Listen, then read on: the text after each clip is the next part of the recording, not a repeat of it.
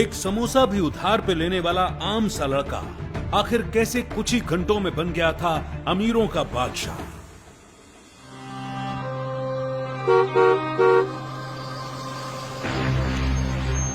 यार लकी हमारे कॉलेज में पढ़ता है और यहाँ पर 20 रुपए के समोसे के लिए उधार मांग रहा है। चल आजा, आज मैं तेरा दिन लकी बनाती हूँ। शहर के सबसे महंगे होटल ब्लू मून ले जाऊंगी, चल मेरे साथ। लकी की गरीबी की वजह से कॉलेज में हर कोई उसका मजाक उड़ाता था। आज कॉलेज की चीयरलीडर टीम की कप्तान भावना ने लकी को सड़क पर समोसे उधार में खाते देख लिया तो उसका मजाक उड़ाने लगी। लकी, माना कि तू गरीब फिर टीचर है, लेकिन क्या हुआ, मेरे पास तो बहुत पैसा है। रोज कुत्तों को खाना खिलाती हूँ, आज तुझे खिला दूंगी। तुमने तो आज तक कभी ऐसा होटल देखा भी नहीं होगा। होटल ब्लू मून का नाम सुनकर लकी भावना के साथ गाड़ी में बैठ गया था, पर लकी को जरा भी अंदाजा नहीं था कि वहाँ कितना बड़ा झटका उसका इंतजार कर रहा है। होटल में भावना का बॉयफ्रेंड ईशान पहले से मौजूद था। भावना, आए ये लूजर लकी क्या कर रहा है तुम्हारे साथ? आज कुत्तों की जगह ऐसे खाना खिलाने वाली हो क्या? ईशान बेबी, मैं इसे यहाँ पर लेके आई हूँ।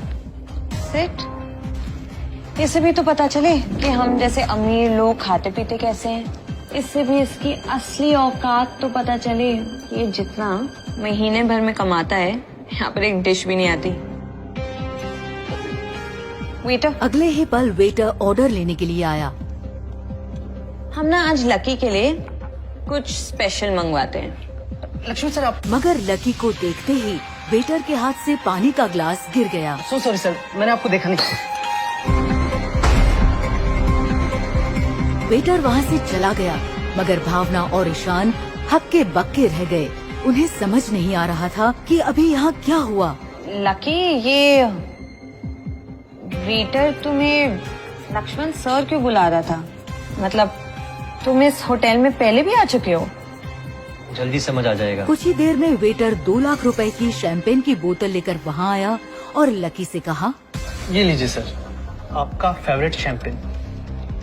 इतनी महंगी शैंपेन? ए लकी, इसका पैसा तेरा बाप भरेगा क्या? लकी बिना कुछ कहे मुस्कुराने लगा। अगले ही पल वेटर ने कहा, सर, लक्ष्मण सर को इसके पैसे भरने की जरूरत नहीं है। मतलब? समोसे के लिए उधार मांगने वाले लकी से वेटर ने 2 लाख की शैंपेन के पैसे क्यों नहीं लिए? वेटर लकी को लक्ष्मण सर क्यों कह रहा था? क्या है लकी की सच्चाई? अगले दिन जब लकी की आंख खुली तो वो सीधा उठा और तैयार होकर शहर के सबसे बड़े बैंक न्यू सिटी बैंक पहुंच गया।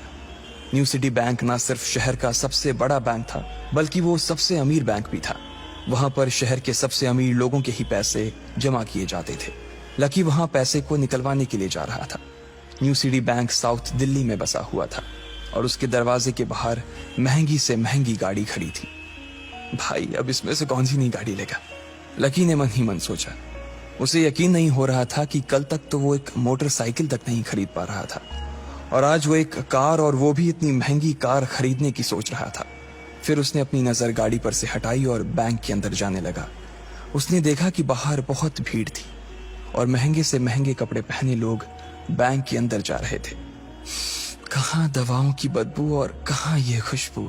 उसने एक बहुत ही गहरी सांस के अंदर ज्यादा से ज्यादा खुशबू को समेटने की कोशिश करते हुए अपने मन में सोचा, लेकिन अगले ही पल उसके मन में संकोच पैदा हो गया था। रातों रात लकी की किस्मत तो बदल गई थी, लेकिन उसके कपड़े नहीं बदल पाए थे। इतने बड़े बैंक में वो वही कपड़े पहनकर आ गया था जो वो अक्सर अपने काम पर पहनकर जाता था। पैसे लेते ही ना सबसे पहले नए कपड़े खरीदने हैं, लकी ने अपने आप से कहा और फिर बैंक के अंदर दाखिल होने लगा। जैसे ही उसने दरवाजे को धक्का दिया, उसे आवाज आई, आउच! लकी थोड़ा सा हड़बड़ी में दिखाई दे रहा था और इस जल्दबाजी के चक्कर में वो एक लंबे बाल वाली लड़की से जा टकराया था जो कि उसके बगल में ही चल रही थी। माफ करना, मैं आपको देख नहीं पाया, सॉरी। लकी ने तुरंत उससे हाथ जोड़कर माफी मांगते हुए कहा। उस लड़की ने इतने अच्छे कपड़े पहन रखे थे कि उसे देखकर ही लग रहा था कि वो किसी अमीर घराने की लड़की थी, इसलिए सॉरी बोलते वक्त ना चाहते हुए भी लकी के हाथ उसके सामने जुड़ गए थे। लेकिन जब उस लड़की ने लकी के कपड़े और उसके हुलिये को देखा तो उसने अपनी नाक भौं सिकोड़ ली। वो लगभग हर रोज इस बैंक में आया और जाया करती थी, लेकिन उसने आज तक इस बैंक के अंदर लकी जैसे फटीचर आदमी को घुसते हुए नहीं देखा था। उसके बालों में से आंवले के तेल की गंध आ रही थी। उसने गुस्से भरी नजरों से लकी की ओर देखा और बोली, क्यों नहीं देख पाए? मैं क्या ट्रांसपेरेंट हूं? तुम्हें इतनी बड़ी लड़की दिखाई नहीं देती? इससे पहले कि बात आगे बढ़ती, उस लड़की ने देखा कि इस बैंक की मैनेजर यास्मीन पटेल उन दोनों की ओर बढ़ी चली आ रही है। उसने भी लकी को देखकर वैसी ही शक्ल बनाई थी जैसी शक्ल उस लंबी लड़की ने बनाई थी। I am so sorry miss, आपको कहीं लगी तो नहीं? यास्मीन ने उस लड़की से पूछा और फिर घिन्न भरी नजरों से लकी की ओर देखने लगी। लकी तमतमाती आंखों से उन दोनों को देखा जा रहा था। वो जानता था कि उसने इतनी जोर से भी दरवाजा नहीं खोला कि उसे चोट लग जाए, लेकिन असल में उसे यह मालूम नहीं था कि वो लोग उसे नहीं बल्कि उसके कपड़े को देख रहे थे। यास्मीन ने लकी को ऊपर से नीचे तक देखा और ना जाने उसके मन में क्यों शक पैदा हो गया। क्या आप मुझे बता सकते हैं कि आप यहाँ पर किस काम से आए हैं? यास्मीन ने बड़ी मुश्किल से अपने चेहरे पर एक मुस्कान लाते हुए कहा। वो उसका हुलिया देखकर ही समझ गई थी कि वो यहाँ का कस्टमर तो नहीं था। लकी ने अपने आप को संभाला और कहा, हाँ वो मैं अपना पैसा निकलवाने के लिए आया था। पैसे निकलवाने के लिए आए हो? यास्मीन ने लकी की बात को ही दोहराते हुए कहा। वैसे तो वो लकी की बात पर जोर से हंसना चाहती थी, लेकिन उसने अपने आप को थोड़ा सा काबू में कर लिया था।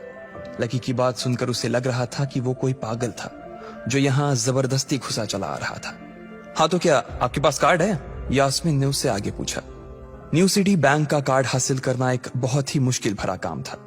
अगर किसी को भी उस बैंक का कार्ड लेना था तो सबसे पहले उस आदमी को अपने खाते में कम से कम 5 लाख रुपए जमा करवा कर रखने पड़ते थे, तब जाकर उसे कहीं कार्ड मिलता था। लेकिन लकी तो पहली बार ही यहाँ आ रहा था, इसलिए उसके पास कार्ड होने की कोई संभावना ही नहीं थी। लकी जब यास्मीन के सवाल का जवाब नहीं दे पाया तो यास्मीन ने फिर उससे पूछा, मैं पूछ रही हूं कि आपके पास कार्ड है? वो समझ गई थी कि लकी पागल ही था जो कहीं से भागकर सीधा उनके बैंक में आ गया था। कार्ड नहीं मेरे पास। लकी ने उसके सवाल का जवाब दिया और वो फिर इधर उधर देखने लगा। जैसे ही उस लंबे बालों वाली लड़की ने लकी का जवाब सुना तो वो खिलखिलाकर हंस पड़ी। यास्मीन को तो सिर्फ लग रहा था कि वो पागल है, लेकिन वो लड़की तो अपने मन में मान चुकी थी कि यह लड़का कोई पागल ही है जो कहीं झोपड़ पट्टी से यहाँ आ गया है। इससे पहले कि आगे कोई कुछ कह पाता, उस लंबे बालों वाली लड़की के पिता वहां आ गए और बोले, चलो बेटी। उनके हाथों में कुछ कागजात थे। लकी ने देखा कि उन्होंने महंगा सा सूट पहन रखा था। उस लड़की ने यास्मीन के दोनों हाथों को पकड़ा और बोली, यास्मीन देखो, अगर इस तरह के सड़क छाप लोग तुम्हारे बैंक में ऐसे ही घुसते चले आए ना और बाकी कस्टमर्स को परेशान करने लगे तो तुम्हारे बैंक की इमेज और उसके शेयर्स दोनों को काफी नुकसान होगा। एक मैनेजर होने के नाते तुम्हें इन सब चीजों का ध्यान रखना चाहिए। मुझे उम्मीद है कि आगे मेरे साथ ऐसा कुछ नहीं होगा। उस लड़की ने कहा और अपने पिता के साथ बैंक के बाहर चली गई। अपना ध्यान रखना कोयल मैडम, मैनेजर ने उसकी गाड़ी तक छोड़ने के लिए आते हुए कहा। आज तो वो बाल बाल बच गई थी। कोयल और उसके पिता इस बैंक के सबसे पुराने और सबसे वफादार कस्टमर्स थे। अगर आज यास्मीन उन्हें नाराज कर देती और वो उसके बैंक से अपना खाता बंद करवा देते तो शायद यास्मीन की नौकरी तक जा सकती थी। और यह सब हो रहा था उस पागल लकी की वजह से। इसे जल्द से जल्द यहां से भगाना पड़ेगा, यास्मीन ने अपने आप से कहा और फिर बैंक के अंदर आने लगी। यास्मीन उसे अपने बैंक से बाहर निकालने के तरीके के बारे में सोच रही थी, मगर जैसे ही वो बैंक में दाखिल हुई उसने देखा कि लकी वहां था ही नहीं। अरे अब ये कहां चला गया? उसने अपने आप से पूछा। वो इधर उधर देखने लगी, लेकिन लकी वहां भी नहीं था। यास्मीन को अच्छे से पता था कि वो उसके सामने तो बाहर नहीं निकला था। इसका मतलब था कि वो बैंक के अंदर ही था, लेकिन यास्मीन उसे ढूंढ नहीं पा रही थी। कुछ देर तक बैंक के सारे कोनों को देख लेने के बाद यास्मीन को लगा कि शायद लकी यहाँ बहुत ही असहज महसूस कर रहा होगा, और जब वो कोयल को दरवाजे पर छोड़ने के लिए आई तब उसके पीछे पीछे वो भी निकल गया होगा। चलो जान बची, यास्मीन ने अपने आप से कहा और अपने केबिन में आकर बैठ गई। जैसे ही उसने आज के दिन की पहली फाइल उठाई थी उसे किसी एक की झलक दिखी। ये कोई और नहीं बल्कि लकी ही था। अरे ये कहां छिपा हुआ था? यास्मीन ने अपने आप से ही कहा और तुरंत फाइल को टेबल पर रखकर वो ऑफिस के बाहर आ गई। उसने देखा कि लकी बैंक के VIP लॉन्च के बाहर खड़ा था और उसके खंबे की आड़ की वजह से वो यास्मीन की नजर से बाहर हो गया था। अब यास्मीन को तो वो मिल गया था, लेकिन उसके लिए उससे भी बड़ी एक और मुसीबत खड़ी हो गई थी। लकी जिस कमरे के बाहर अभी खड़ा था उस कमरे के अंदर शहर के सभी रईस लोगों का उठना बैठना था। बैंक के सिलसिले में या फिर किसी दूसरे काम के सिलसिले में वो सभी लोग यहीं आकर बात किया करते थे। उस कमरे के अंदर जो लोग बैठे थे उन सबके करोड़ों रुपए इस बैंक के खाते में जमा थे। अब अगर ऐसे में लकी वहां घुस जाता तो सब लोग मिलकर यास्मीन की गर्दन पर चढ़ जाते। रुको, जहां हो वहीं खड़े रहो, यास्मीन जोर से और साथ ही गुस्से से चिल्लाई। बाकी के लोग जो वहां खड़े थे वो यास्मीन की ये चीख सुनकर डर गए थे। कुछ लोगों को उसकी इतनी जोर से आवाज करने की वजह से गुस्सा भी आ गया था और यास्मीन सबसे मुस्कुराते हुए माफी मांगकर आगे बढ़ती जा रही थी। वो लकी को किसी भी तरह से उस कमरे में जाने से रोकना चाहती थी, लेकिन उससे पहले ही वो उस कमरे के अंदर दाखिल हो चुका था। अरे यार, ये आदमी है या गधा? यास्मीन ने अपना ही सिर पीटते हुए कहा और वो भी उस कमरे के दरवाजे की ओर बढ़ने लगी। उसने उस कमरे का दरवाजा खोलने की कोशिश की, लेकिन वो अंदर से लॉक हो गया था। बाप रे, ये कैसा आदमी है? बिना परमिशन के अंदर घुसा तो घुसा, लेकिन दरवाजा भी अंदर से बंद कर लिया। अब यास्मीन की सांसें फूलती जा रही थी। उसे बहुत डर लग रहा था। उसका जी यह सोचकर घबराए जा रहा था कि ना जाने अंदर लकी और उस रिलेशन मैनेजर के बीच क्या हो रहा होगा। इधर जैसे ही लकी कमरे में दाखिल हुआ, वहां का कस्टमर रिलेशन मैनेजर जो कि सोफे पर फैला हुआ था, वो उसे देखते ही अचानक सीधा बैठ गया। हेलो सर, कैसे हैं आप? उसके मुंह से बिना लकी को देखते हुए ये शब्द निकले। उसे याद था कि इस कमरे में कुछ खास लोग ही आते थे और जो भी आते थे यास्मीन उनके आने की खबर उसे पहले ही दे देती थी। लेकिन इस वक्त जो आदमी उसके सामने खड़ा था, उसे देखते ही वो अपनी जगह पर जम गया था। ना तो वो कहीं से भी वीआईपी लग रहा था और ना ही वो उसका कोई रिश्तेदार था। कौन हो भाई तुम? क्या चाहिए तुम्हें? उस मैनेजर ने 20 साल के जवान लड़के को देखते हुए कहा। मैं यहाँ अपना पैसा लेने आया हूँ। लकी ने सीधे मुद्दे की बात को मैनेजर के सामने रखते हुए कहा। तुम्हारे पास हमारा सुप्रीम कार्ड है? मैनेजर ने उससे ऊपर से नीचे तक देखा और पूछा। नहीं नहीं, मेरे पास कोई कार्ड नहीं है, लकी ने कहा। तो फिर हम तुम्हें कोई पैसा नहीं दे सकते। चलो अभी दरवाजा खोलो और सीधा बाहर निकलो, मैनेजर ने कहा और सोफे पर से उठ गया। नहीं, मैं अपना पैसा लिए बिना नहीं जाऊंगा यहां से, लकी भी जिद पर अड़ गया। अरे बोला ना, बिना कार्ड वाले को पैसा नहीं मिलता है, और वो भी पैसा होगा तब तो मिलेगा ना, मैनेजर ने उसके करीब आते हुए कहा। अरे पैसा है तभी तो निकालने आया हूं सर, लकी ने कहा। देख, फालतू की बहस मत कर सुबह सुबह, वरना मैं सिक्योरिटी को बुला लूंगा तो वो लोग मार मार कर बाहर निकालेंगे तुझे। लकी यह सुनकर घबरा गया था।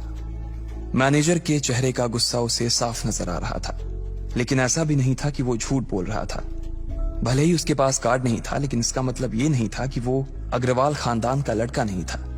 जैसे जैसे मैनेजर उसकी ओर बढ़ता चला जा रहा था, लकी का डर भी बढ़ता जा रहा था। मैनेजर को लग रहा था कि वो कोई सनकी था और वो उसे धक्का मारकर बाहर निकालने के लिए आगे बढ़ ही रहा था कि अचानक घबराए हुए लकी के दिमाग में एक आइडिया आया। फिंगरप्रिंट! उसने अपना अंगूठा कमरे में मौजूद उस मैनेजर के सामने उठाते हुए कहा। फिंगरप्रिंट? कौन सा फिंगरप्रिंट? मैनेजर ने चौंकते हुए पूछा। अरे अरे, आपने कहा ना कि आपको कार्ड चाहिए, पर मेरे पास कार्ड नहीं है, फिंगरप्रिंट है, और मुझे मालूम है कि आपके यहाँ फिंगरप्रिंट से भी पैसे निकलते हैं। यह कहते ही लकी ने एक राहत की सांस ली थी, लेकिन मैनेजर को यह समझ नहीं आ रहा था कि आखिर लकी को फिंगरप्रिंट की जानकारी मिली कैसे। तुम फिंगरप्रिंट यूज करना चाहते हो? मैनेजर ने लकी को घूरते हुए पूछा। लकी की शक्ल और उसका हुलिया मैनेजर के लिए उसकी बातों से मेल नहीं खा रहा था। हाँ, मैं फिंगरप्रिंट यूज करना चाहता हूं सर, लकी ने सीना चौड़ा करते हुए कहा। उसे इस तरह देख तो मैनेजर और भी कंफ्यूज हो गया था। मैनेजर ने सोचा कि उसे एक चांस देना चाहिए, इसलिए उसने लकी को फिंगरप्रिंट इस्तेमाल करने की इजाजत दे दी थी। वो अपनी टेबल के पास गया और उसके दराज में फिंगरप्रिंट वाली मशीन ढूंढने लगा। 2-3 ड्रॉर में झांकने के बाद आखिरकार उसे वो मशीन मिल गई थी। चुपचाप यहां पर अपना अंगूठा लगाओ, मैनेजर ने मशीन को आगे बढ़ाते हुए लकी से कहा। लकी ने अपनी फटी हुई पैंट के पिछले हिस्से में अपना अंगूठा पोंछा और फिर उस मशीन पर लगा दिया। 2 सेकंड बाद मशीन में से एक आवाज आने लगी। उसके अंदर एक लाल बत्ती चल रही थी और वो जोर जोर से बीप कर रही थी। देखा, तुम्हारा फिंगरप्रिंट मैच नहीं कर रहा है, मैंने पहले ही बोला था कि कोई खाता नहीं है इस बैंक में तुम्हारा। मैनेजर ने लकी को ऐसे देखा जैसे वो कोई बड़ा अपराधी था। मैनेजर उसकी पैंट की ओर देखने लगा। उसे लग रहा था कि लकी ने अपनी जेब में कोई हथियार छुपा रखा था और वो मैनेजर को बेवकूफ बना रहा था। इससे पहले कि लकी अपनी जेब से कोई बंदूक या बम निकालता, मैनेजर ने अपना फोन निकाला और पुलिस का नंबर लगाने लगा। लकी ने उसकी स्क्रीन पर देख लिया था कि वो 100 नंबर पर फोन लगा रहा था। लकी बुरी तरह से घबरा गया था। वो बहुत ही उत्साह और जोश में अंदर तक तो चला गया था, लेकिन उसे मालूम नहीं था कि वो इतनी बड़ी मुसीबत में फंसने वाला है। अब आगे क्या होने वाला था? क्या लकी उसे पुलिस को बुलाने से रोक पाता? कहीं उसे कोई फेक मैसेज तो नहीं आया था। लकी कैसे इन मुसीबत से बाहर निकलेगा। लकी बैंक के अंदर दाखिल तो हो गया था, लेकिन जब मैनेजर ने उससे पैसे निकालने के लिए कार्ड मांगा तो उसके पास कार्ड नहीं था। उसकी फटेहाल हालत देखकर पहले ही मैनेजर को गुस्सा आ रहा था और उसमें लकी ने ये डिमांड रख दी थी कि वो फिंगरप्रिंट से पैसे निकलवाना चाहता था। लेकिन पानी तब सर के ऊपर से निकल गया जब उंगली मैच नहीं हुई। मैनेजर ने फोन निकाला और पुलिस को फोन लगाने लगा। अरे अरे ये क्या कर रहे हो? देखिए सर, मेरी बात सुनिए, मैं कोई क्रिमिनल नहीं हूँ। हो सकता है मैंने गलत उंगली लगा दी हो, बस आप मेरे को एक लास्ट बार फिंगरप्रिंट लगाने दो प्लीज। लकी ने उसके सामने हाथ जोड़ते हुए कहा, देख ये उंगली भी अगर नहीं लगी ना तो फिर ये मत कहना कि मैं अगली उंगली भी ट्राई करके देखता हूँ। बार बार ऐसा नहीं चलने वाला है। अगर ये वाली काम नहीं की तो मैं सीधा पुलिस को फोन करने वाला हूँ अभी। मैनेजर ने लकी को धमकाते हुए कहा। उसने अपने एक हाथ में मशीन और दूसरे हाथ में मोबाइल फोन पकड़ा हुआ था। उसने अपनी स्क्रीन पर पुलिस का नंबर खोल रखा था और उसका अंगूठा हरे बटन पर ही टिका हुआ था। इधर लकी ने अपने सीधे हाथ की उंगली को अपने पैंट से साफ किया और भगवान का नाम लेकर उसे उस मशीन पर लगा दिया। जैसे ही उसकी उंगली उस मशीन पर पड़ी, अब की बार फिर मशीन से एक आवाज आई और वो चमक कर हरी हो उठी। तभी मैनेजर के मोबाइल पर एक मैसेज आया। मैनेजर ने उस मैसेज को पढ़ना शुरू किया। Verification successful. खाता 1, नाम लक्ष्मण लाल अग्रवाल, खाता नंबर 01104। जैसे ही मैनेजर ने इस मैसेज को देखा, उसकी आंखें फटी की फटी रह गई थी। उस मशीन पर चमकती लाइट को देखते हुए लकी की आंखें भी चमक आई थी। लकी उस हरी बत्ती को देखते ही झूम उठा था और फिर उसने मैनेजर को घूर कर देखा। उसके दिमाग में वो सारी बातें चल रही थी जो मैनेजर उससे अभी थोड़ी देर पहले सुना रहा था। इधर मैनेजर ने उसके आगे हाथ जोड़े और खिसिया कर हंसते हुए कहा, लक्ष्मण सर प्लीज मुझे माफ कर देना सर। मैं इस ब्रांच में नया आया हूँ और इसलिए मुझे मालूम नहीं था कि आप कौन हो। मैं इस ब्रांच का कस्टमर मैनेजर शशिकांत वर्मा हूँ। प्लीज आगे भी मेरा ध्यान रखना सर, प्लीज। Sorry sir. हाँ ठीक है, तो मुझे ये बताओ कि मेरे खाते में कितने पैसे रखे हुए हैं, लकी ने कहा और वो अब सोफे पर बैठ गया। मैनेजर उसके सामने ही खड़ा हुआ था और उसके खाते की जानकारी अपने फोन पर ही निकाल रहा था। उसने अपने फोन पर इधर उधर कुछ उंगलियां चलाई और बोला, हो गया सर, आपके खाते में इस वक्त 90,80,70,650 रुपए रखे हुए हैं सर। शशिकांत के खुद के होश इतनी बड़ी रकम को देखने के बाद उड़ गए थे। उसे विश्वास नहीं हो रहा था कि इस आदमी के खाते में इतना पैसा भी हो सकता था। लकी की शक्ल देखकर तो यही लग रहा था कि उसकी उम्र 20 से 22 साल से ज्यादा नहीं थी। ऐसे में अगर उसके खाते में इतना सारा पैसा रखा हुआ था तो ये वाकई बहुत बड़ी बात थी। शशिकांत अपने मन में ये सोच रहा था कि दुनिया के 99% लोग ही अपनी पूरी जिंदगी काम करने के बाद भी इतना पैसा नहीं कमा सकते थे जितना कि लकी के खाते में इतनी छोटी सी उम्र में रखा हुआ था। लेकिन लकी ने इधर जब उसके फोन में अपने खाते पर पड़ी हुई जानकारी को देखा तो उसे कुछ अजीब सा लगा। उसे लग रहा था कि उसे तुरंत इतने पैसों के हिसाब से अब अपनी जिंदगी को ढालने की कोशिश करनी शुरू कर देनी चाहिए, वरना उसके साथ वही होने वाला था जो आज बैंक में उसके साथ हुआ था। अरे सर, खाते में पैसे के अलावा और भी चीजें हैं जो मैं आपको बताना चाहता हूं सर। मैनेजर ने फिर से अपनी फोन पर उंगलियां फिराई और बोला, सर एक तो आपके खाते में एक फरारी जुड़ी हुई दिखा रहा है सर। इसके अलावा आपके खाते में 2 किलो सोने की 100 ईंटें रखी हुई हैं, 5 किलो सोने की 20 ईंटें, पिकासो की 3 असली पेंटिंग है, 20 हीरे हैं 24 कैरेट के और भी बहुत कुछ है सर। मैनेजर ने हाफते हुए और अपने पसीने साफ करते हुए कहा। इतना सारा धन देखने के बाद शशिकांत की आंखें तो बाहर ही निकल आई थी। उसने कभी लकी जितना अमीर आदमी अपनी जिंदगी में नहीं देखा था। जितना पैसा और सोना और जायदाद उसके पास था, उसका 10% भी इस ब्रांच में किसी और के पास नहीं था। ठीक है, चलो मुझे एक कार्ड दे दो तुम, लकी ने अपने दोनों हाथों को अपने सिर के पीछे रखते हुए कहा। जी सर, मैं अभी आपके लिए एक नया कार्ड बनवा देता हूं सर, मुझे बस 10 मिनट दीजिए सर, बस 10 मिनट, शशिकांत ने कहा और फिर लकी के सामने ही निकल गया। जितनी देर में लकी ने अपने फोन पर फिर से उस मैसेज को खोलकर देखा, उतनी ही देर में मैनेजर उसके लिए एक चमकता हुआ सुप्रीम कार्ड लेकर उसके सामने आ गया था। लेकिन उस कार्ड को देखने के बाद ना जाने क्यों मैनेजर को ऐसा लग रहा था कि यह कार्ड लकी की संपत्ति के आगे कुछ भी नहीं था। फिर भी मैनेजर इसमें कुछ नहीं कर सकता था, क्योंकि वो जानता था कि उसके पास इस ब्रांच में इससे बड़ा और कोई कार्ड नहीं था। इसलिए फिलहाल वो लकी को यही दे सकता था। उसने उस कार्ड पर लकी का पूरा नाम लक्ष्मण लाल अग्रवाल गुदवा दिया था। लीजिए सर आपका कार्ड, पासवर्ड वगैरह सर आपको ईमेल पे मिल जाएगा। शशिकांत ने मुस्कुराते हुए कहा और वो लकी के सामने हाथ बांधकर खड़ा हो गया।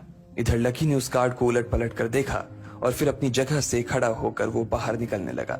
शशिकांत का मन तो यही कर रहा था कि वो उसे दरवाजे तक छोड़ने जाए, लेकिन उसकी ड्यूटी इसी ऑफिस में थी और वो किसी को बाहर छोड़ने नहीं जा सकता था। फिर भी वो लकी के लिए दरवाजा खोलने के लिए आगे आ गया था। इधर यास्मीन अपने केबिन में अपना सिर पकड़े हुए बैठी थी। उसे समझ नहीं आ रहा था कि आखिर अंदर चल क्या रहा था। एक पल को तो उसे लगा कि लकी पागल नहीं बल्कि बदमाश था कोई, और उसने शशिकांत को बंदी बना लिया था। लेकिन जब वो लकी के लिए कार्ड लाने के लिए अपने दफ्तर से बाहर आया तो यास्मीन को लगा कि कुछ गड़बड़ नहीं हुई थी। फिर ये इतनी जल्दी में कहां जा रहे हैं, उसने अपने आप से पूछा। शशिकांत को सुरक्षित देख बैंक के बाकी लोग भी दरवाजे पर से पीछे हट गए थे। वैसे भी उसे देखते ही सब लोग अपनी अपनी जगह पर वापस दौड़े चले जाते थे। शशिकांत का खौफ ही ऐसा था कि उसकी आंखों की झलक भर से खड़ा कर्मचारी जाकर अपनी कुर्सी पर बैठ जाता था। लेकिन एक बार शशिकांत के बाहर आने के बाद वो दोबारा बाहर नहीं आया था और ना ही लकी कमरे से बाहर आया था। इधर यास्मीन परेशान हुए जा रही थी। वो जानती थी कि अगर कुछ भी गड़बड़ हुआ तो सबसे पहले उसकी नौकरी जाने वाली थी। उसने बड़ी मुश्किल से और मेहनत करके इस नौकरी को हासिल किया था और वो किसी पागल की वजह से इसे अपने हाथ से नहीं जाने देना चाहती थी। जैसे ही परेशान यास्मीन ने अपनी नजर उठाकर फिर से उस कमरे की ओर देखा तो पाया कि लकी बहुत ही आराम से उस कमरे से बाहर निकलकर दरवाजे की ओर बढ़ता चला जा रहा था। ए, रुको, तुम इस तरह नहीं जा सकते। यास्मीन जोर से चिल्लाई और भागते हुए लकी के पास चली गई। तुम्हारी हिम्मत कैसे हुई जबरदस्ती हमारे वीआईपी रूम में घुसे चले जाने की? यास्मीन ने गुस्से में पूछा। उसका मन तो यही कर रहा था कि वो अभी लकी का गिरेबान पकड़कर उसे झकझोर दे, लेकिन उसने अपने आप को रोक रखा था। मैंने पहले भी कहा था ना आपसे, मैं यहां सिर्फ अपना पैसा लेने आया था और कुछ नहीं, लकी ने कहा और मुस्कुराने लगा। यास्मीन ने देखा कि उसके हाथ में एक सुप्रीम कार्ड था और वो उसकी उंगलियों के बीच चमक रहा था। यास्मीन के दिमाग में आया कि लकी ने यह कार्ड कहीं अंदर से चुरा तो नहीं लिया, और इससे पहले कि वो यहां से चोरी करके भागता यास्मीन जोर से चिल्लाई, सिक्योरिटी, सिक्योरिटी। उसकी आवाज को सुनते ही दो बंदूक वाले गार्ड भागे भागे यास्मीन के पास आ गए। ये चोरी करके भाग रहा है, पकड़ो इसे। लकी ने जब यास्मीन के मुंह से ये बात सुनी तो उसके कान खड़े हो गए। इससे पहले कि वो वहां से अपनी जान बचाकर भाग पाता, सिक्योरिटी वालों ने उसे धर दबोच लिया था और फिर उसकी जेब टटोलने लगे थे। इधर यास्मीन ने देखा कि उस सुप्रीम कार्ड पर उसने अपना नाम भी गुदवा लिया था।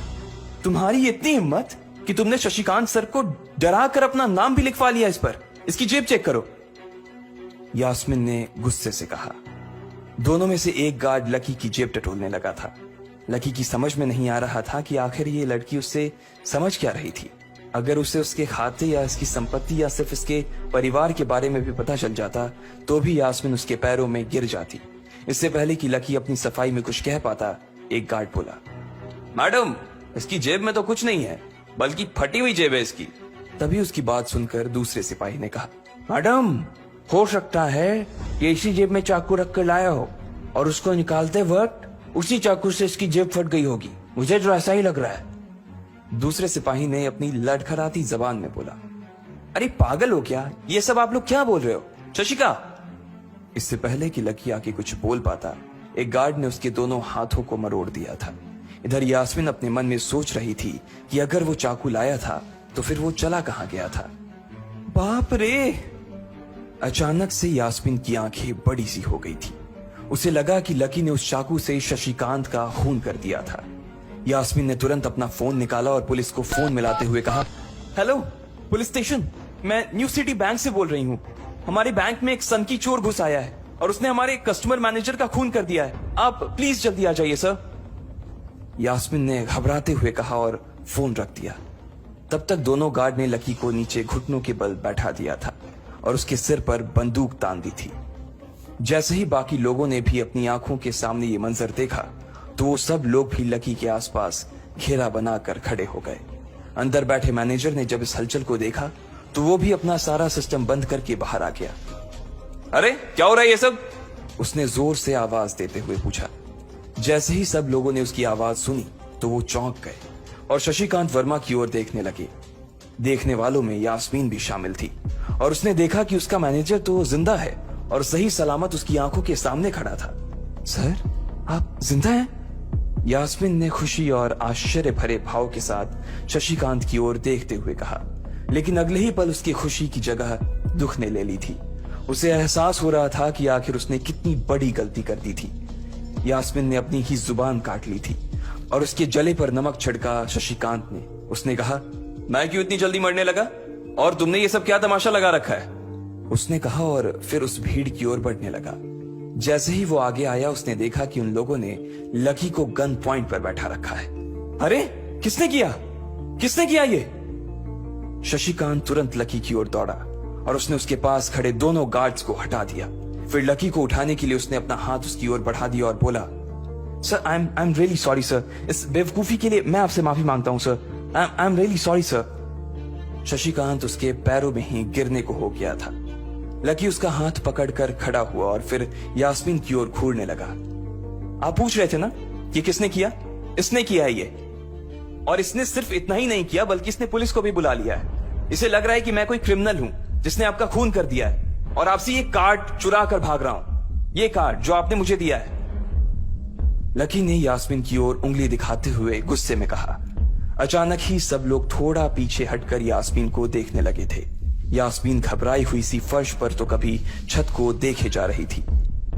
यास्मीन, जो मैं सुन रहा हूं क्या वो सच है? शशिकांत ने यास्मीन को घूरते हुए गुस्से में पूछा। उसकी आंखों में छुपे गुस्से को यास्मीन बर्दाश्त नहीं कर पा रही थी, इसलिए उसकी ना तो लकी से और ना ही शशिकांत से नजर मिलाने की हिम्मत हो रही थी। फिर भी वो जानती थी कि उसका चुप रहना इस वक्त उसके लिए बहुत खतरनाक हो सकता था, इसलिए उसने कहा, सर ये सब मेरी गलती है सर, ये मेरी बहुत बड़ी मिसअंडरस्टैंडिंग है सर। मुझे लगा कि ये जबरदस्ती अंदर घुस आया है और इसने आपके ऊपर हमला करके आपसे जबरदस्ती ये कार्ड बनवा लिया है और फिर आपको मार दिया है सर। यास्मीन ने घबराते हुए कहा। उसकी डरी सहमी सी आंखों में अब आंसू ही आ गए थे। मैनेजर ने जब उसकी ये बात सुनी तो उसने अपना सिर पकड़ लिया। यास्मीन जैसी समझदार लड़की इतनी बड़ी भूल कैसे कर सकती थी? उसने लकी को पहचाना ही नहीं था। खैर, मैनेजर को लगा कि इसमें उसकी कोई गलती नहीं थी। जब वो खुद लकी को नहीं पहचान पाया था तो फिर यास्मीन कैसे पहचान पाती? इसलिए उसने सोचा कि सबके सामने उसे कुछ कहने से अच्छा था कि वो यास्मीन को एक कोने में ले जाकर लकी की सच्चाई बताए। शशिकांत ने उसका हाथ पकड़ा और उसे खींचकर अपने साथ खंबे के पास ले गया और बोला, तुम्हें मालूम है ये कौन है? अरे ये लक्ष्मण अग्रवाल है, लक्ष्मण अग्रवाल खानदान का वारिस। तुम्हें पता है ना कि अग्रवाल खानदान का खाता हमारे बैंक की जितनी भी शाखाएं हैं उसमें सबसे बड़ा खाता है। यास्मीन ने जैसे ही ये नाम सुना उसके पैरों के नीचे से जमीन खिसक गई थी। वो जानती थी कि अगर न्यू सिटी बैंक इतनी ऊंचाइयों पर पहुंचा था तो उसके पीछे अग्रवाल खानदान का सबसे बड़ा हाथ था। इस बात का जिक्र उससे तब भी किया गया था जब उसने नौकरी ज्वाइन की थी। तुम्हें पता है इस लड़के के नाम पे कितनी प्रॉपर्टी है? ये अपने दम पर ना इस पूरे एरिया को खरीद सकता है, शशिकांत ने यास्मीन से कहा। यास्मीन जैसे जैसे लकी को देखी जा रही थी वो बड़ी बड़ी आंखों से उसे घूरे जा रही थी। लकी कभी उन दोनों को देख रहा था तो कभी अपने आसपास खड़े लोगों को देख रहा था। अब सबसे पहले तो पुलिस को फोन करो और उनसे कहो कि हमसे गलती हो गई थी, और उसके बाद जाकर तुम उनसे भी माफी मांगो, और अगर उन्होंने तुम्हें माफ कर दिया तो तुम्हारी किस्मत, वरना समझ लेना कि तुम्हारी नौकरी चली गई, शशिकांत ने कहा और दौड़कर लकी के पास जाकर खड़ा हो गया। इधर यास्मीन अभी भी वहीं पर खड़ी थी। अभी अभी जो शशिकांत उसे बता कर गया था वो यास्मीन पचा नहीं पा रही थी। उसे लग रहा था कि इसमें उसकी कोई गलती नहीं थी, लेकिन कोई उसकी सुनने वाला नहीं था। बैंक उस छोटी सी मैनेजर के चक्कर में अपने सबसे बड़े कस्टमर को छोड़ने वाला तो नहीं था। अब मेरे पास और कोई रास्ता नहीं बचा है, यास्मीन ने निराश होते हुए अपने आप से कहा, और फिर अपनी जेब से फोन निकालकर पुलिस थाने में फोन लगाया। जैसे ही यास्मीन ने पुलिस वालों से ये कहा कि उससे गलती हो गई और जिसे वो बदमाश समझ रही थी असल में वो बदमाश नहीं बल्कि शहर के सबसे बड़े रईस का बेटा था, तो उधर से आवाज आई, मैडम सॉरी, लेकिन अब तो गाड़ी निकल गई है, वहां पहुंचती होगी, अब आपको जो भी कहना है इंस्पेक्टर साहब से कह देना। और उस पुलिस वाले ने फोन काट दिया। मर गए, यास्मीन ने अपने आप से निराश होते हुए कहा। उसके हाथ थर थर कांप रहे थे। उसे समझ नहीं आ रहा था कि अब वो क्या करे। अब उसके पास लकी से माफी मांगने के अलावा और कोई चारा नहीं बचा था। लेकिन अगर लकी सर ने मुझे माफ नहीं किया और उल्टा मेरे ऊपर डिफेमेशन का चार्ज लगा दिया तो यास्मीन ने अपने आप से कहा, और वो अब और भी ज्यादा घबरा गई थी। उसने देखा कि लकी उसे घूर कर देख रहा था। शशिकांत पूरी कोशिश कर रहा था कि वो लकी को शांत करवा सके, लेकिन लकी वहां से हिलने का नाम तक नहीं ले रहा था। यास्मीन उसके पास पहुंच गई थी। वैसे तो वो जानती थी कि उसे माफी मांगने से उसकी किस्मत बदलने वाली तो थी नहीं, फिर भी उसने एक बार कोशिश करनी चाहिए और लकी से कहा, सर मैं आपको गलत समझ रही थी सर, एक्चुअली आपके। यास्मीन ने उसके कपड़े को देखा और एक सांस लेते हुए आगे बोली, सर प्लीज मुझे माफ कर दीजिए सर, मेरी इंटेंशन आपको हर्ट करने की बिल्कुल भी नहीं थी। मैं तो जो कुछ कर रही थी बैंक की सेफ्टी के लिए कर रही थी सर। यास्मीन ने गिड़गिड़ाते हुए कहा और नीचे देखने लगी। इट्स ओके, कोई बात नहीं है, लकी ने कहा और उसके हाथ से अपना सुप्रीम कार्ड लेकर निकल गया। यास्मीन को अपने कानों पर तो विश्वास ही नहीं हो रहा था। वो मान ही नहीं पा रही थी कि लकी ने उसे माफ कर दिया था। उधर लकी को अपने आप पर विश्वास नहीं हो रहा था कि वो रातों रात इतना अमीर हो गया था। आखिर लकी इतने पैसों का क्या करने वाला था? क्या उसके खाते की बैलेंस की तरह वो भी रातों रात बदल जाता? ये पैसा उसकी जिंदगी को क्या दिशा देने वाले थे? लकी न्यू सिटी बैंक से अपना सुप्रीम कार्ड लेकर निकल रहा था। असल में उसे क्लास में जाने में देर हो रही थी, इसलिए वो बिना यास्मीन से कुछ कहे या उसे सबक सिखाए वहां से निकल गया था। लकी दिल्ली यूनिवर्सिटी के ही एक कॉलेज में पढ़ता था। जैसे ही वो कॉलेज के अंदर दाखिल हुआ, उसके पैर एक कीचड़ से भरे गड्ढे में पड़ गए। ओह शिट, उसने अपने आप से कहा और अपने जूतों को पास की सड़क पर साफ करने लगा। वो कॉलेज एडमिनिस्ट्रेशन के दफ्तर की ओर देखकर उसे कोस रहा था। कॉलेज की सड़कों पर इतने सारे गड्ढे हो गए थे, लेकिन वो लोग एक भी गड्ढा नहीं भरवा रहे थे। जब भी लकी इस चीज की कंप्लेन करने के लिए वहां जाता, तो वो इसे ये कह देते कि फंड ही नहीं है। उसने जैसे तैसे अपना जूता तो साफ कर लिया था, लेकिन वो अपनी पैंट पर लगे कीचड़ के दाग को साफ नहीं कर पाया था। वो बाथरूम की ओर जा पाता, इतने में क्लास की घंटी बज गई। वो भागते हुए क्लास में पहुंचा। उसने दरवाजे के बाहर से ही देखा कि प्रोफेसर कमलनाथ मिश्रा पोडियम पर आ गए थे और उन्होंने आज के लेक्चर की शुरुआत भी कर दी थी। जैसे ही उनकी नजर बाहर खड़े लकी पर पड़ी, तो उनकी आंखें निराशा से भर आई। इधर लकी का सिर भी शर्म से झुक गया था और उसे अंदर ही अंदर बुरा लग रहा था। कॉलेज में जितने भी प्रोफेसर थे, उनमें से कमलनाथ जी को लकी सबसे ज्यादा पसंद करता था। बाकी प्रोफेसर ये बात जानते थे कि लकी पढ़ाई के साथ साथ जॉब भी करता था, इसलिए उसका पढ़ाई में ध्यान नहीं था, इसलिए वो भी लकी के ऊपर ज्यादा ध्यान नहीं देते थे। कुछ लोग तो पूरी क्लास के सामने उसका मजाक भी उड़ाते थे, लेकिन सिर्फ कमलनाथ जी ही ऐसे प्रोफेसर थे जो उसके साथ बराबरी का व्यवहार करते थे। लकी बिना कुछ कहे वैसे ही अपना सिर नीचे झुकाए क्लास में दाखिल हो गया। जैसे ही उसके पैर क्लास में पड़े, सभी लोग उसकी ओर देखने लगे। अबे ये फटीचर कब से लेट आने लगा? सूरज पश्चिम से उग सकता है, लेकिन ये कभी लेट नहीं हो सकता। आज क्या हो गया इसे? एक लड़के ने लकी को चिढ़ाते हुए कहा। अबे यार, इसकी पैंट तो देख कितनी गंदी है। भाई क्लास में लड़कियां भी होती हैं, कम से कम कपड़े तो ढंग से पहन के आ यार। दूसरे लड़के ने कहा और उसकी ये बात सुनकर उसके पास बैठी लड़की हंस दी और बोली, अरे कहां से पहन कर आता? कपड़े के लिए तो पैसे हैं नहीं इसके पास, एक ये कपड़ा है इसके पास, बहुत है इसके लिए। क्लास में बैठे सभी लोगों ने लकी के ऊपर फफ्तियां कसनी शुरू कर दी थी। हर कोई उसके ऊपर कुछ न कुछ कहे जा रहा था। ऐसा नहीं था कि लकी ये सब आज ही सुन रहा था। इस तरह की फफ्तियों का सामना वो रोज करता था। रोज उसे ऐसी बातें सुनकर बुरा भी लगता था और आज भी उसने अपना सिर नीचे तो झुका लिया था, लेकिन आज उसके चेहरे पर एक मुस्कान थी।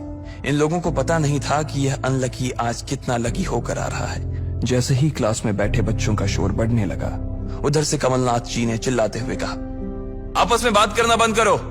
अगर तुम लोग इस तरह बात करते रहोगे तो मैं आगे नहीं पढ़ाऊंगा। सभी लोग शांत होकर उनकी बात सुनने लग गए। तब तक लकी भी अपनी कुर्सी पर जाकर बैठ गया था। कमलनाथ जी ने फिर से पढ़ाना शुरू किया और पढ़ाते पढ़ाते ना जाने क्यों उनकी नजर बार बार लकी की ओर जा रही थी। लकी को समझ नहीं आ रहा था कि कमलनाथ जी ऐसा जानबूझकर कर रहे थे। उनकी आंखों को देखकर ऐसा लग रहा था कि उनमें लकी के लिए ढेर सारा गुस्सा भरा हुआ था। उसे ऐसा लग रहा था कि शायद वो अपने प्रोफेसर की उम्मीदों पर खरा नहीं उतर रहा था। थोड़ी ही देर में कमलनाथ जी की क्लास खत्म हो गई। बच्चों, आज की क्लास यही खत्म होती है। कल आप सबको क्या काम करके लाना है वो मैंने यहाँ लिख दिया है। कल मिलते हैं आप सबसे, कमलनाथ जी ने कहा और क्लास के बाहर चले गए। जैसे ही वो बाहर गए, पीछे वाले दरवाजे से किसी की आवाज आई, डिंपल। जैसे ही वो आवाज सबके कानों में पड़ी, सब लोग क्लास के पीछे वाले दरवाजे की ओर देखने लगे। वहां कोई और नहीं बल्कि डिंपल का नया बॉयफ्रेंड राहुल खड़ा था। ये लोग राहुल को अच्छी तरह से जानते थे। राहुल ने दरवाजे से झांक कर देखा तो वहां कोई नहीं था।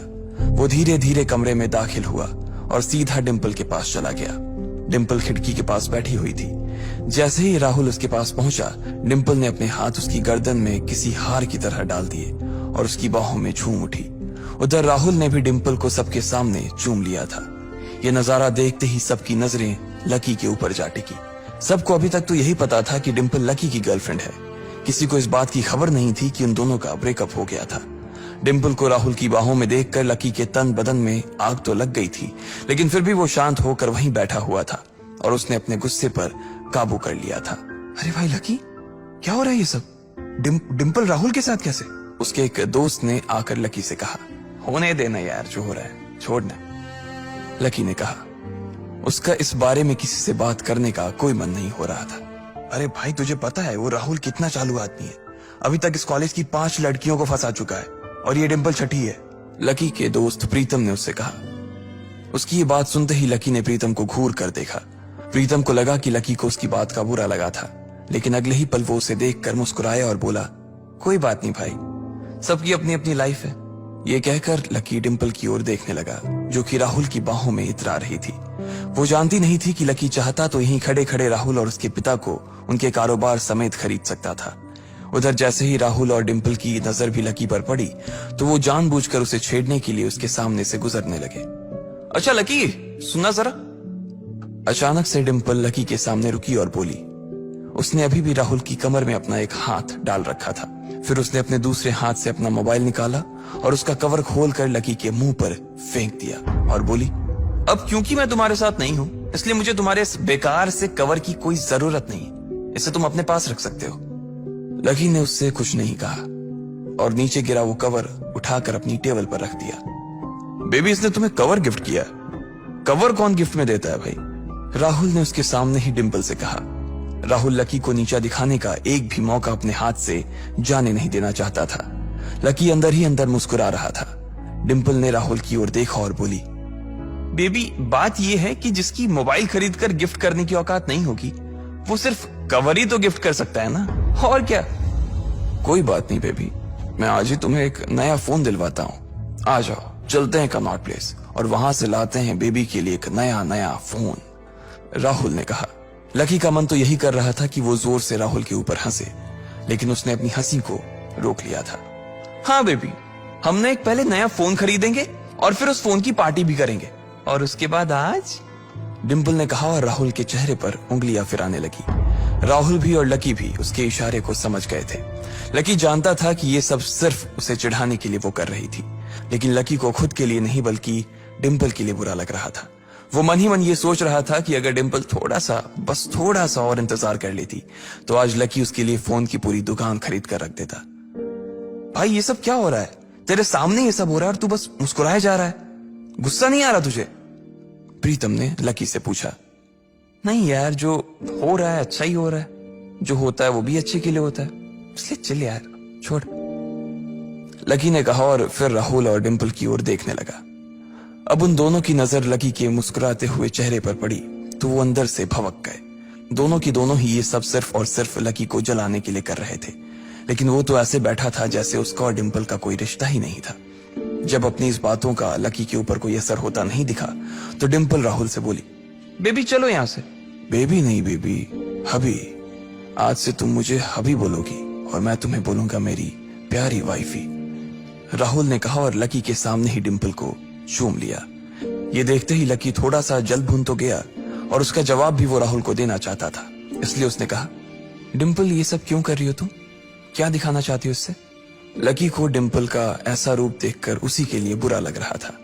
राहुल की किसी बात का तो लकी के ऊपर कोई असर ही नहीं हुआ, लेकिन लकी की इस बात का राहुल को जरूर बुरा लग गया था।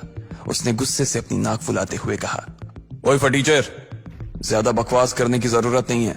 आज के बाद अगर तूने मेरी डिंपल के बारे में कुछ कहा या उसकी तरफ आंख उठाकर भी देखा ना तो मैं राजपथ पर तेरी परेड करवा दूंगा। रहने दे भाई, उसकी जरूरत नहीं पड़ेगी। मैं खराब चीज ना तो देखता हूं और ना ही उसके बारे में बात करता हूं, लकी ने कहा और फिर से प्रीतम की ओर देखकर हंसने लगा। जिस तरह से लकी आज राहुल के मुंह पर जवाब फेंक कर मार रहा था, प्रीतम को तो विश्वास ही नहीं हो रहा था कि ये वही लकी है जो उसका दोस्त हुआ करता था। उधर राहुल उसका जवाब सुनकर गुस्से से लबरेज हो रहा था। वो लकी को सबक सिखाने के लिए अपना घूंसा तान कर उसकी दिशा में बढ़ा ही रहा था कि इतना ही में पीछे से एक लड़की की आवाज आई, डिम्पल। सब लोगों ने फिर से उस आवाज की ओर देखा। वहां पर एक थोड़े छोटे कद की लड़की खड़ी थी और वो गुस्से से डिम्पल की ओर देख रही थी। उसकी आंखों पर चश्मा लगा था और उसके बाल खुले हुए थे। अब तू हद से आगे बढ़ती जा रही है डिम्पल। लकी जैसे लड़के को छोड़कर तू इस एक नंबर के लफंगे लड़के के साथ पड़ी है। तुझे तो कॉलेज के किसी गड्ढे में जाकर डूब मरना चाहिए। साक्षी, क्या कह रही है तू? जुबान संभाल अपनी, डिम्पल ने कहा। राहुल के बारे में बुराई नहीं बल्कि लकी के बारे में अच्छी बातें सुनकर डिम्पल का मन खराब हो गया था। जब डिम्पल लकी के साथ थी तो उसकी साक्षी से भी अच्छी दोस्ती थी। साक्षी एक बहुत ही सुलझी हुई लड़की थी। जब भी डिम्पल और लकी के बीच किसी बात को लेकर झगड़ा होता तो डिम्पल उसे सुलझाने के लिए अक्सर साक्षी की ही मदद लेती थी। मैं जो कह रही हूं ना सही कह रही हूं। तुझे सीरियसली शर्म आनी चाहिए डिम्पल। मैंने कभी नहीं सोचा था कि तू ऐसी लड़की निकलेगी। लकी जैसा बंदा ना तुझे कहीं नहीं मिलेगा, साक्षी ने कहा और एक कदम आगे आ गई। इधर लकी ने देखा कि साक्षी की बात सुनते ही राहुल के कान खड़े हो गए थे, लेकिन वो सच बोल रही थी इसलिए राहुल भी कुछ नहीं कर सकता था। साक्षी लकी के पास आकर खड़ी हुई और बोली, तू इतनी जल्दी कैसे भूल गई यार? लकी तेरे लिए हर टफ टाइम में खड़ा रहा था। जब भी तू बीमार होती थी और तेरे खड़े होने की भी हालत नहीं होती थी तो बेचारा तेरे लिए खाना बनाता था, तेरे कपड़े धोता था और तो और तेरे लिए दवाई तक लेके आता था। तुझे याद है ना जब हम हिमाचल घूमने गए थे और तेरे पैर में मोच आ गई थी तो ये बेचारा अपनी नौकरी छोड़कर भागा भागा रात में हमारे पास आ गया था। इतना प्यार किया इसने तुझसे और तू इसे छोड़कर जा रही है, साक्षी ने कहा। अपने लिए साक्षी के मुंह से इतना सब कुछ सुन लेने के बाद लकी ने अपनी गर्दन नीचे झुका ली थी। उसे डिम्पल के साथ बिताए वो सारे लम्हे याद आ रहे थे। वो डिम्पल के ऊपर जान छिड़कता था। उसका बस चलता तो वो डिम्पल को अपनी हथेलियों पर लेकर घूमता। भले ही उस वक्त उसके पास पैसे नहीं थे लेकिन वो फिर भी डिम्पल की छोटी सी छोटी डिमांड को पूरा करने के लिए अपनी जान लगा देता था। जो कवर डिम्पल ने उसके मुंह पर फेंक कर मारा था वो कवर को खरीदने के लिए लकी ने 3 दिन तक ओवर टाइम किया था। लकी को जैसे ही ये सब याद आया उसकी पलकों की कोरे भींग गई थी। इधर साक्षी की बात पूरी नहीं हुई थी। उसने आगे कहा, अरे ये लकी अपनी छोटी सी सैलरी में से भी रोज तेरे गोलगप्पे के लिए पैसे निकाल लेता था। तुझे नहीं पता है, मुझे पता है कि आज भी एक बाइक खरीदने के लिए बंदा तेरे लिए पैसे जुटा रहा था। रोज दाल और रोटी खा रहा है सिर्फ इसलिए ताकि तुझे बाइक पर घुमा सके और तू ऐसे आदमी को नीचा दिखाने की कोशिश कर रही है। ये सब सुनकर डिम्पल का चेहरा ही बुझ गया था। उसे भी साक्षी की कही बातें दिल पर लग रही थी लेकिन इस वक्त वो राहुल के साथ थी और उसका हाथ राहुल की कमर में था। वो चाह कर भी राहुल के खिलाफ ना तो कुछ बोल सकती थी और ना ही कुछ सुन सकती थी। इसलिए उसने अपने बचाव में कहा, हाँ तो ये तो इसका प्रॉब्लम है ना। मैंने इससे पहले ही कहा था कि ये मेरा प्यार अफोर्ड नहीं कर पाएगा तो फिर ये मेरे साथ इतना आगे क्यों बढ़ा? आज अगर मैं चीज सैंडविच खा सकती हूँ तो फिर मैं बिना घी वाली रोटी क्यों खाऊं? लकी डिम्पल की ये बात सब सुन रहा था और उससे पहले कि वो कुछ जवाब देता अचानक ही उसका फोन बज उठा। उसने मोबाइल निकाल कर देखा तो पाया कि किसी अनजान नंबर से उसे फोन आया था। साक्षी और डिम्पल के बीच हो रही बहस के बीच ही लकी फोन उठाने के लिए वहां से निकल गया। देखा कितनी बदतमीजी से उठ के चला गया। चलो अभी। डिम्पल ने राहुल के हाथ को कसकर पकड़ा और निकल गई। इधर फोन पर लकी कुछ बोलता उससे पहले ही दूसरी तरफ से आवाज आई, बहुत हो गया लक्ष्मण, अब बस घर आ जा जल्दी से। यह आवाज सुनते ही लकी एक पल में उसे पहचान गया था। उसके दिमाग से डिम्पल के सारे ख्यालात चले गए थे और सिर्फ उस आवाज को सुनकर ही उसकी आंखें भीग आई थी। आखिर किसकी थी वो आवाज? किसका फोन आया था लकी को जो उसका घर पर इंतजार कर रहा था? क्यों आखिर लकी की आंखें भीग आई थी? क्या लकी सब कुछ छोड़कर जाएगा अपने असली घर इस खास शख्स से मिलने? आखिर क्यों लकी अपनी असलियत सबको नहीं बता रहा था? क्या लकी डिम्पल को सबक सिखाने के लिए कोई कदम उठाएगा? अगर लकी ने डिम्पल को सच बता दिया तो क्या होगा इसका अंजाम? पूरी कहानी सुनने के लिए डाउनलोड कीजिए पॉकेट FM ऐप और सुनिए सबसे hit and popular show Insta Millionaire.